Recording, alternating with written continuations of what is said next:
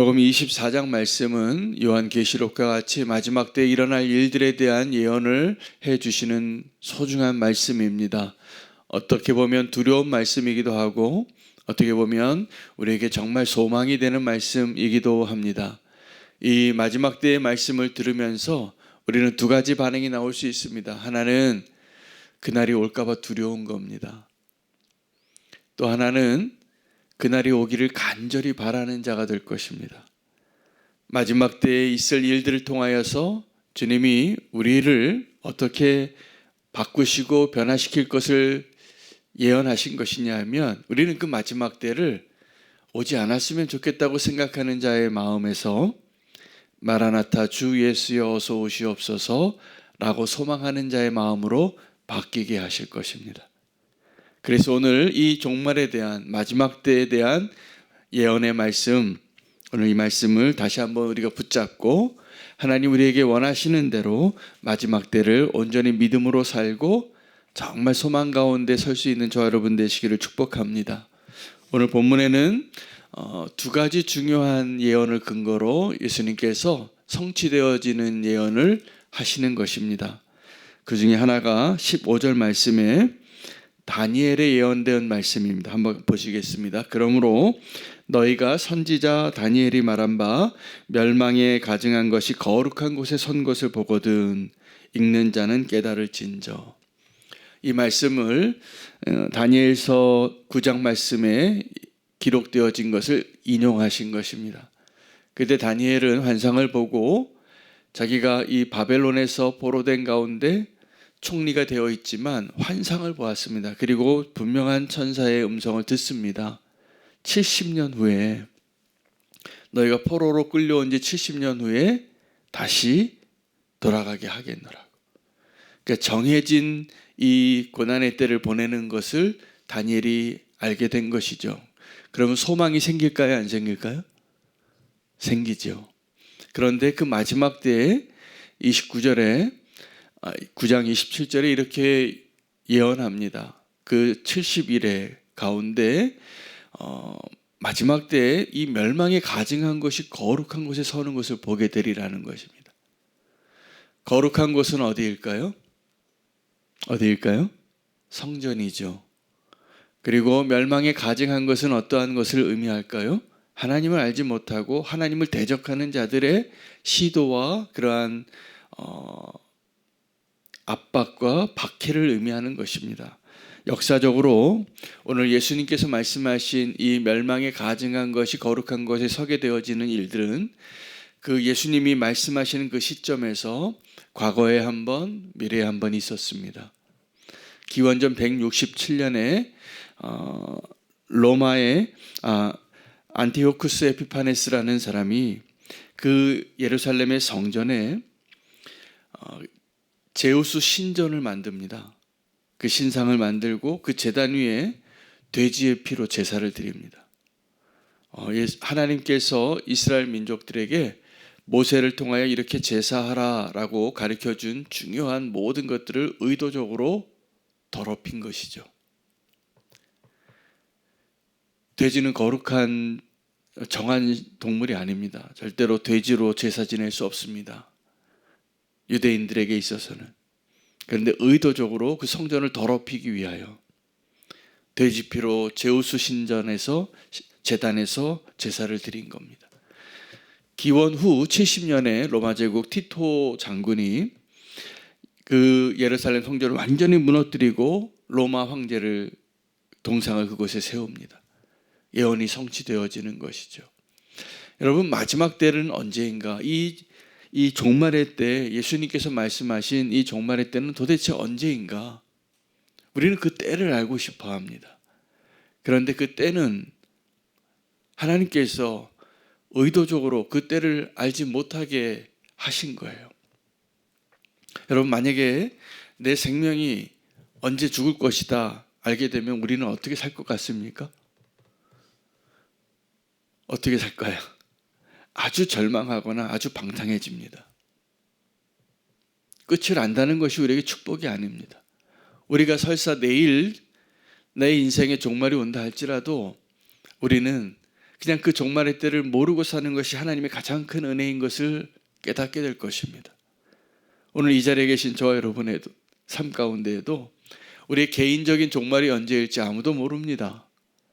우리는 그저 하나님 우리에게 허락하신 그 시간 안에 그 축복으로 오늘 하루를 사는 것뿐이에요. 그러므로 이 종말의 메시지는 무엇을 위한 것이냐면 오늘을 위한 것입니다. 오늘을 주님이 기뻐하시는 모습으로 가장 온전한 믿음의 모습으로 살라고 오늘 이 말씀을 해주시는 것입니다. 종말의 때는 신학적으로 말씀을 드리겠습니다. 언제냐 하면 예수님의 초림과 재림 사이입니다. 꼭 기억하시기 바랍니다. 종말의 예언에 대한 구약 선지자들의 예언과 계시록, 묵시록들에 대한 예언들, 에스겔서, 다니엘서, 이사야서, 예레미야서에서 예언된 그 마지막 때의 그 모든 시간들, 요한계시록에 기록되어진 그 마지막 때의 모든 시간들이 언제를 나타내는 것이냐면 구약에도 이미 그때를 얘기한 거예요. 예수님이 오시는 것과 상관이 아주 깊은 연관이 있는 것입니다. 종말은. 자, 그러므로 그 마지막 때는 예수님이 첫 번째 오신 때와 예수님께서 다시 오시는 때 그 사이에 있는 시간을 의미하는데, 이 세상에서 예수님이 처음 오셨을 때와 예수님이 다시 오셨을 때에 똑같은 일이 일어납니다. 예수님이 처음 오실 때 헤롯 왕이 어떻게 했습니까? 그 예수님이 오시는 것을 겉으로는 나도 유대인의 왕이 오는 것을 가서 경배하게 하라, 이 동방박사들에게 이렇게 얘기하지만 그들이 떠난 뒤에 그 시간과 장소를 알고 나서는 그 지방에 있는 아이들을 다 죽였어요. 왜요? 예수님이 오시는 것을 원치 않는 거예요.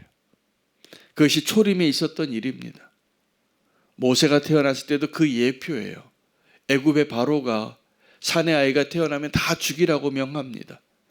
히브리인들이 너무 번성하니까 두려워서. 예수님이 재림하실 때는 어떤 일이 일어나냐면 동일한 일이 일어날 거라는 거예요. 그런데 오늘 이 예수님의 예언은 그 예수님이 처음 오실 때나 다시 오실 때 이 세상의 모든 권세자들은 예수님의 이 세상의 왕으로 오시는 것을 원치 않을 거예요. 그런데 남겨놓은 우리에게 그 마지막 때를 견뎌내라고, 그 마지막 때를 잘 살아내라고 말씀해 주시는 것이죠. 여러분, 마지막 때를 살아갈 때 우리에게는 두 가지 종말을 준비해야 됩니다. 우리는 하나는 임박한 종말이고 또 하나는 연기된 종말입니다.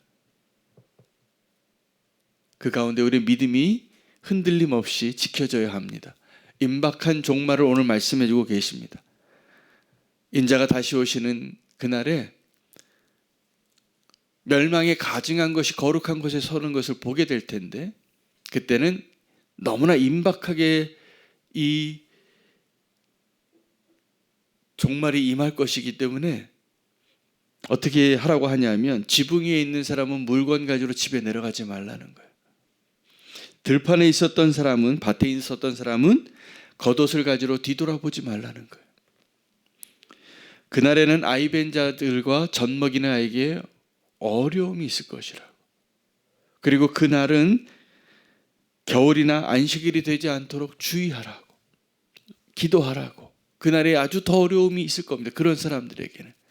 무엇을 의미합니까? 그 재난이 아주 긴급하게, 임박하게 바로 코앞에 있다라는 것이죠. 사고를 당하는 것처럼. 그러므로 그때 롯의 처와 같이 뒤돌아보면 안 됩니다. 뒤돌아보지 마시기 바랍니다. 마지막 때에 그 날이 오면 롯의 처가 되지 말라고 그 비유가 된 거예요. 소금 기둥이 된 것. 그 심판의 자리에서 머뭇거리고 주체하다가 뒤돌아보다가 이렇게 된다라고 보여주신 것이죠. 이것이 임박한 종말에 대한 주님의 예언입니다.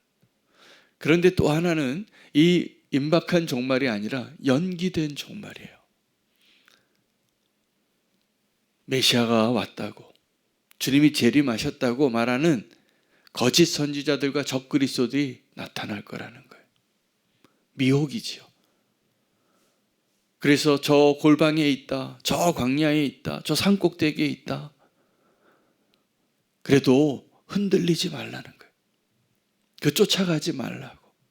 주님이 다시 오시는 그날에는 기억하시기 바랍니다. 나팔소리와 흰구름 타고 오시고 번개가 동편에서 서쪽에서 함께 번쩍하고 번개가 임하는 것처럼 순식간에 모든 사람들에게 임할 것입니다. 이것이 주님이 약속하신 방식이에요. 자, 마지막 때에 두 가지 방식으로 우리는 그 마지막 때를 견뎌내야 합니다. 자, 첫째는 환난이고 둘째는 미혹하는 일입니다. 환난은 임박한 종말에 대한 우리의 준비를 위해서 말씀해 이런 환난이 있을 것이다. 미혹은 연기된 종말과 같은 소식을 듣게 될 겁니다. 다미 선교회 같은 사람들이 계속 나타날 거예요. 거짓 선지자들이. 그래도 우리는 끝까지 견뎌내야 합니다. 주님이 언제 어떻게 오실지 주님이 오시면 알게 되는 거예요. 그런데 주님이 오시기 전까지 우리는 분별하도록 또 하나 아주 중요한 문구를 붙잡아야 됩니다. 오늘 첫 번째 붙잡아야 될 문구는 멸망에 가증한 것이 거룩한 것에 선 것을 보거든 어서 속히 도망가라, 피하라 라는 거예요. 그 때가 됐다는 것이죠. 사인을 말씀해 주시는 거죠. 또 하나는 죽음이 있는 곳에 독수리들이 모이느니라. 28절 말씀입니다. 죽음이 있는 곳에는 독수리들이 모일 것이니라. 이 죽음은 뭘 의미하는 걸까요? 시체죠. 죽음을 의미하는 것이죠. 그곳에 그 영적인 죽음이 있는 곳에 독수리가 임한다라는 것은 뭐냐면 독수리는 이 죽은 시체를 먹는 새입니다. 그 시체가 있으면 티벳 같은 데 장례하는 방식은 이 시체를 들판에 이렇게 그냥 펼쳐놓는 거예요. 그리고 독수리들이 와서 그 시체를 다 파먹게 해요. 그러면 그것이 그들이 생각하는 구원의 의미예요. 그 사람들은 그렇게 생각하는 거예요. 자연 현상이죠. 이 시체를 향하여 몰려오는 그 독수리들을 보면서. 그런데 이것은 독수리는 하나님의 심판을 의미해요. 왜 이 말씀을 하실까? 죽음이 있는 곳에 독수리들이 모이니 이 심판을 피하기 위하여 영적인 죽음에서 깨어나라는 거예요. 여러분, 오늘 우리는 종말의 때를 살고 있습니다. 오늘 이 말씀이 기록되어진 그 때를 우리는 살고 있는 것을 꼭 기억하시기 바랍니다. 바울이 서신서를 통해서 이 마지막 종말에 대한 메시지를 강력하게 기록해 준 서신서가 데살로니가 전서와 후서입니다. 신약 성경 가운데 가장 먼저 쓰여진 책이라고 인정받는 책이기도 해요. 그러므로 바울이 이 서신서를 쓰기 시작할 때 데살로니가에 있는 그 교회에게 종말에 대해서 예언한 거예요. 데살로니가 전서는 임박한 종말을 이야기해요. 그래서 그들이 어떻게 살았냐면 정말 마지막 때 같이 사는 거예요.